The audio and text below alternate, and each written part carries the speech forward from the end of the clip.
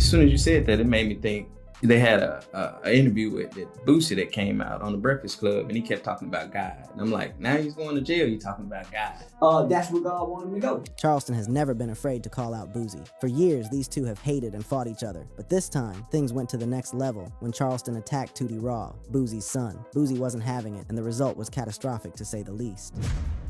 Boosie goes crazy after Charleston White shots Tootie Raw.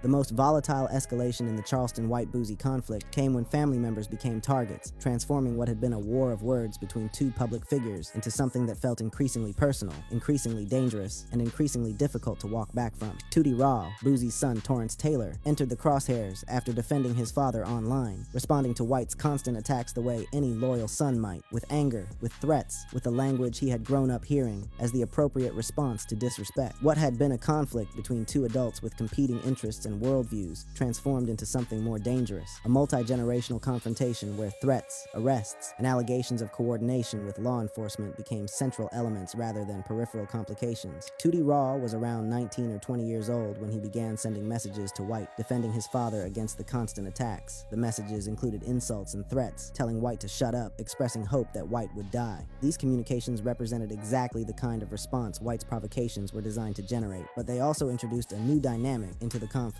White's response to Tootie's involvement was immediate and extreme. He didn't treat the younger Taylor as a child who had made a mistake, or as a young person who should receive some grace given his age and family loyalty. Instead, White treated Tootie as an adult combatant who had voluntarily entered a conflict and would receive adult treatment in return. White claimed responsibility for Tootie's arrests, stating on IG Live that he had reported Tootie to authorities.